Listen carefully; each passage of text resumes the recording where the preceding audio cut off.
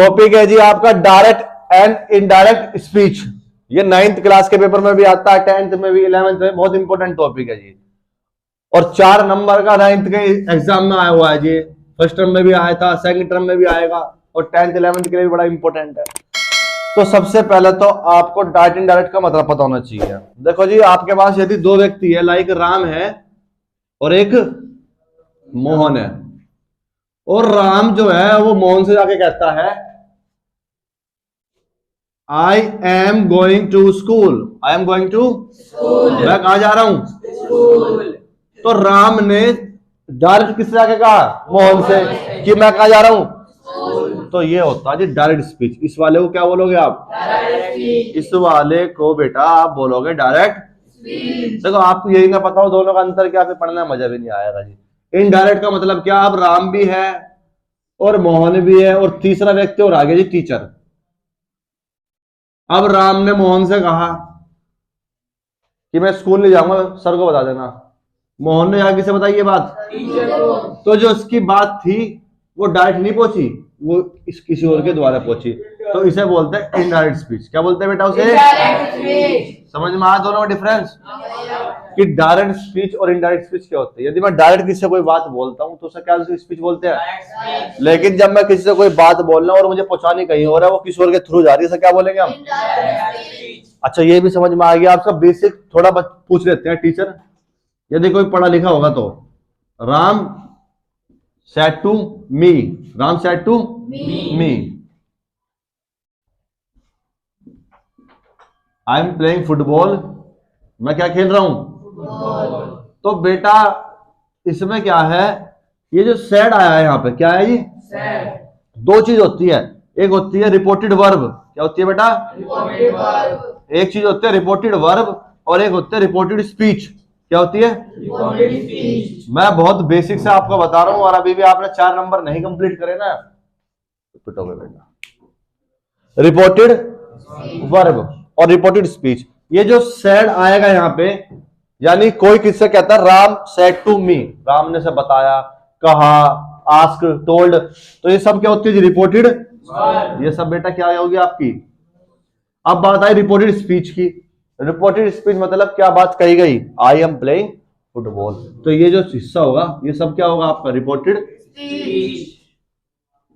समझ में आया जी? जो हमने टॉपिक पढ़ रहे हैं इसका बेसिक है। ये क्या था जी इसका? ये बेसिक। तो आपको पहला पता होना चाहिए डायरेक्ट स्पीच क्या होती है, फिर पता होना चाहिए इनडायरेक्ट स्पीच क्या होती है, और फिर पता होना चाहिए रिपोर्टेड वर्ब और रिपोर्टेड स्पीच। क्लियर है यहां तक मामला?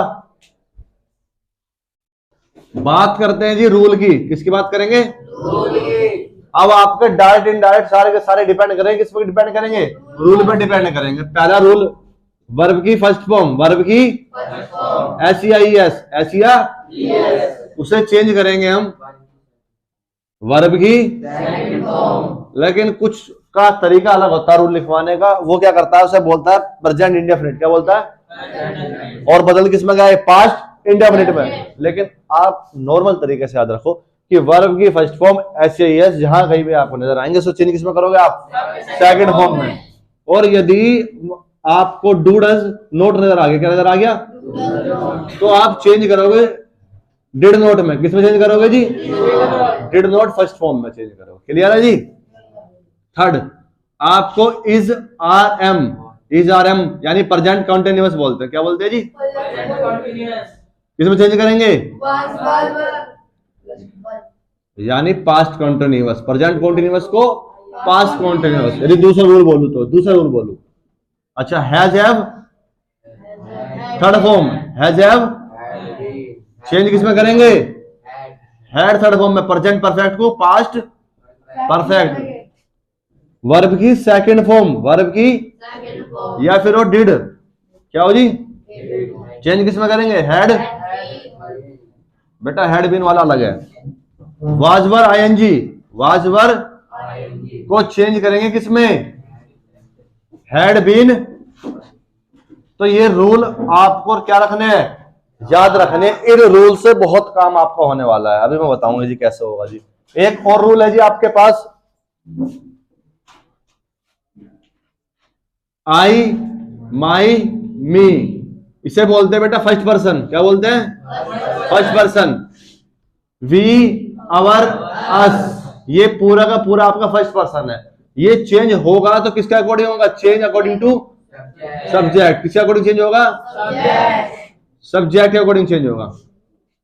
फिर आता है यू, योर, यू, इसे बोलते हैं सेकंड पर्सन। क्या बोलते हैं बेटा? Second person. ये चेंज होगा आपका ऑब्जेक्ट के अकॉर्डिंग। किसके अकॉर्डिंग चेंज होगा? ऑब्जेक्ट के अकॉर्डिंग।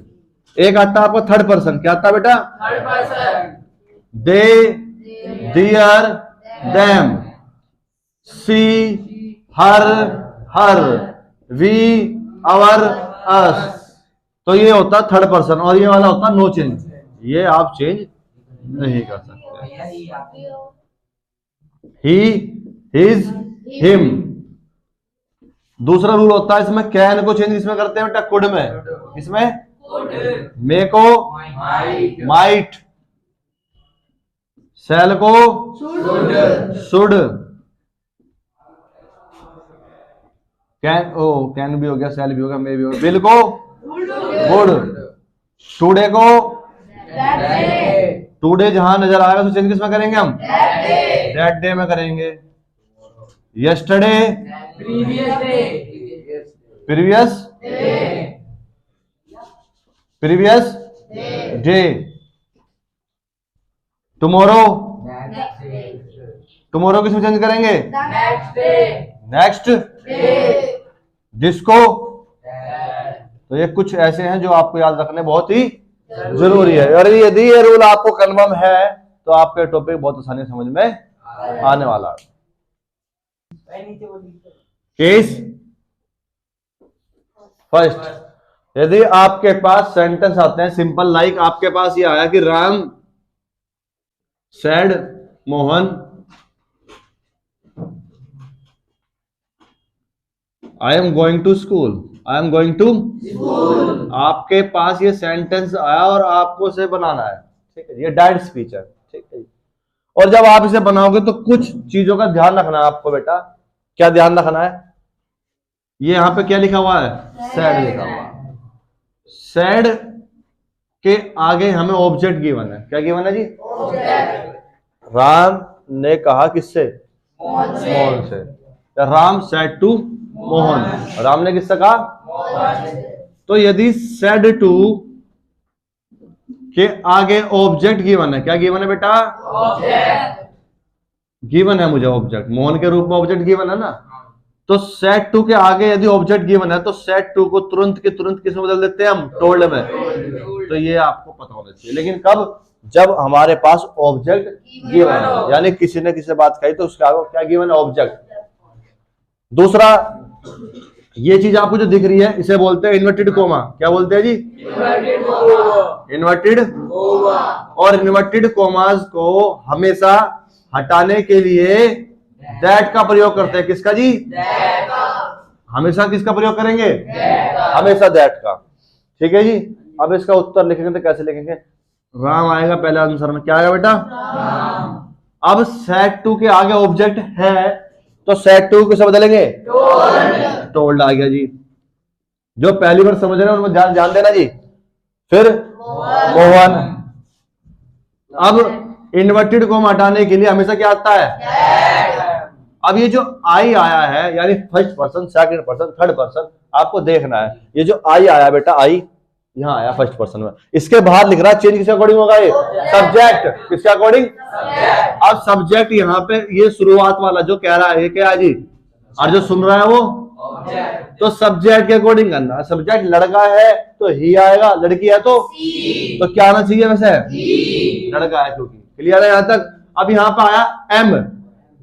अब आप रूल पे जाओ तो रूल में इज आर एम यहाँ पे आ रहा है। चेंज किसमें करते हैं? वाज वर। समझ में आ रहा है? ही के साथ क्या आना चाहिए? Going to. ऐसा कोई बच्चा जो समझ में ना आया हो? क्लियर है? सेकंड एग्जांपल आपके पास आया, दे सेड टू अमन। उन्होंने किससे कहा? अमन से कहा।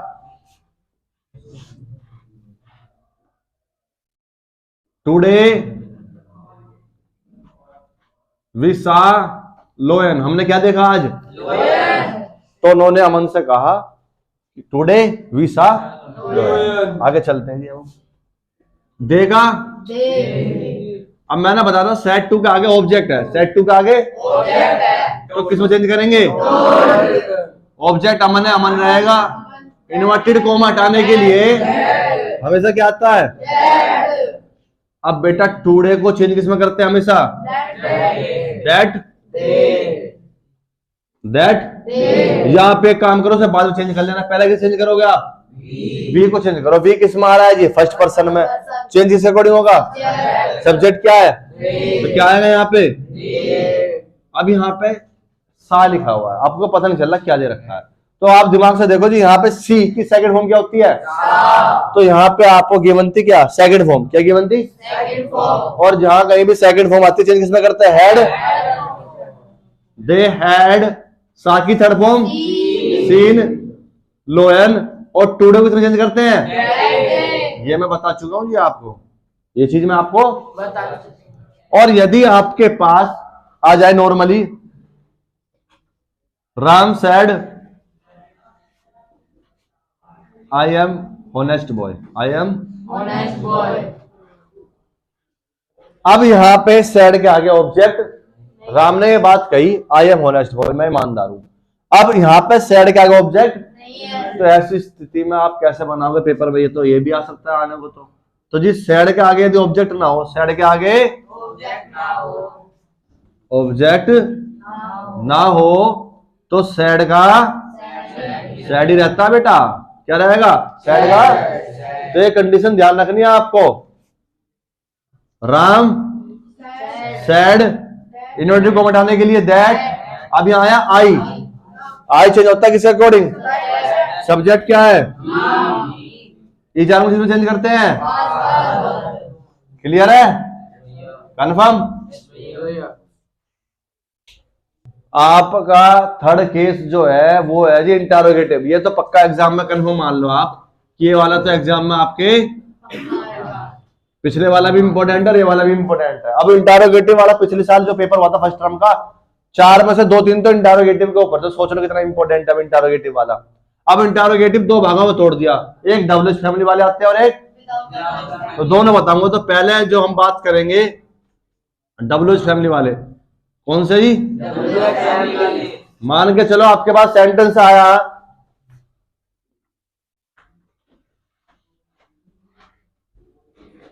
अमन सेड टू रोहन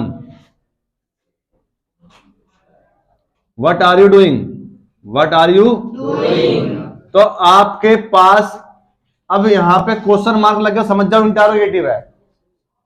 अब जब इंटरोगेटिव है तो डायरेक्ट इनडायरेक्ट में रूल चेंज होंगे बेटा। तो यदि क्वेश्चन इंटरोगेटिव है, कैसा है बेटा? कैसा है जी? इंटरोगेटिव। तो सेट टू को हमेशा किसमें बदलेंगे? तो ये चीज आपको बहुत ही ध्यान रखनी पड़ेगी, इंटरोगेटिव में क्या होता है और सिंपल में क्या होता है। सिंपल में टोल्ड आ रहा है, लेकिन यहाँ पे और सबसे बड़ी चेंजिंग होने वाली है जी। यहाँ पे ये चीज को बोलते हैं इन्वर्टेड कोमा। क्या बोलते हैं? Inverted comma. और एक चीज ध्यान रखना, इन्वर्टेड कोमा के बाद डबल फैमिली है। क्या है जी? डबल फैमिली के बाद जस्ट डबल फैमिली गिवन है। क्या गिवन है जी? गिवन हो, गिवन हो तो इन्वर्टेड कोमा की हटाने की जगह, हटाने के बाद डबल फैमिली आएगी। क्या आएगी बेटा? डबल फैमिली ही आती है। क्लियर है? तो जब मैं इसका आंसर लिखूं अब, तो अमन का सेट टू किसे बदलोगे?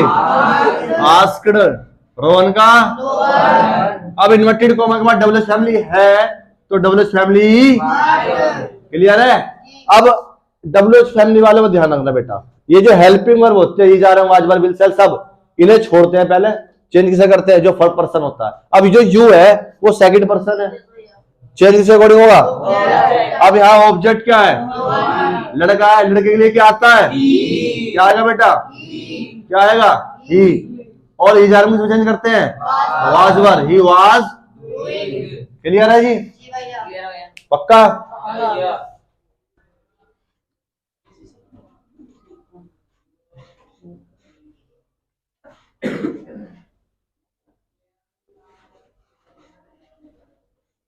Where do you live, where do you live. अब ये भी इंटरोगेटिव में आया है, लेकिन डबल्स फैमिली गिवन है। तो जब इंटरोगेटिव में आता है तो बेटा सेट टू किसे बदलते हैं? आस्क्ड में। किसे बदलते हैं? ऑब्जेक्ट तो ऐसे रहता है, आपको पता। अब ये इन्वर्टेड कोमा के बाद डबल्स फैमिली गिवन है। क्या गिवन है? और जब डबल्स फैमिली गिवन है तो डबल्स फैमिली की डबल्स फैमिली आएगी। मैंने कहा था हेल्पिंग वर्ब नहीं छेड़ते, पहले चेंज क्या करेंगे? पर्सन। चेंज किस अकॉर्डिंग होगा? ऑब्जेक्ट। लड़की है तो क्या आएगा? अब डूडस को चेंज करते हैं किसमें? किसमें करते हैं? लेकिन यहाँ पे डूडस नोट नहीं आया, सिर्फ डूडस आया। क्या है जी? और सिर्फ डूडस आए तो चेंज किसमें करेंगे उसे? वर्ब की सेकंड फॉर्म में। तो डूडस की सेकंड, लिव की सेकंड फॉर्म क्या होगी? लिव। क्लियर है ये?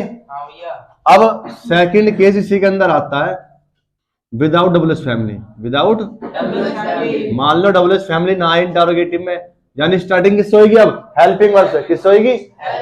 ये बहुत आए थे आपके पेपर में, अभी ना जरूर सीखना जी।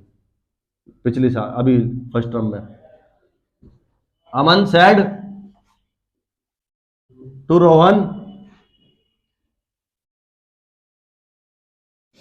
Are you going school today? क्या तुम स्कूल जा रहे हो? अब यहां पे आप देखो जी, क्वेश्चन मार्क है, इंटरोगेटिव तो है, लेकिन डबल्स फैमिली नहीं है। तो ऐसी स्थिति में ये डबल्स फैमिली वाले नहीं है। अब यहां पर रूल चेंज होगा जी। तो सेट टू किसे बदलेंगे? ये रूल तो सेम था, ये रूल सेम रहेगा, लेकिन बेटा इन्वर्टेड कोमा के बाद डबल्स फैमिली ना हो। इन्वर्टेड कोमा के बाद इन्वर्टेड कोमा के बाद डबल्स फैमिली ना हो तो हटाने के लिए इफ या वेदर क्या प्रयोग करते हैं? इफ या वेदर। इफ या वेदर। लेकिन हम क्या प्रयोग करेंगे? इफ। छोटा भी है, जल्दी याद हो जाएगा आपको, है ना बेटा? तो अमन का सेट टू को किसे बदलोगे? रोहन का। अब यू जो है रोहन के अकॉर्डिंग क्या आएगा? ही। ये ज्यादा क्वेश्चन किसमें करते हैं? वाजवर में। टुडे को क्लियर है जी? इस वाले में जी कभी कभी इंपेरेटिव सेंटेंस भी आ जाते हैं। क्या आते हैं? इंपेरेटिव सेंटेंस, जिनमें हेल्पिंग वर्ब नहीं होती, विदाउट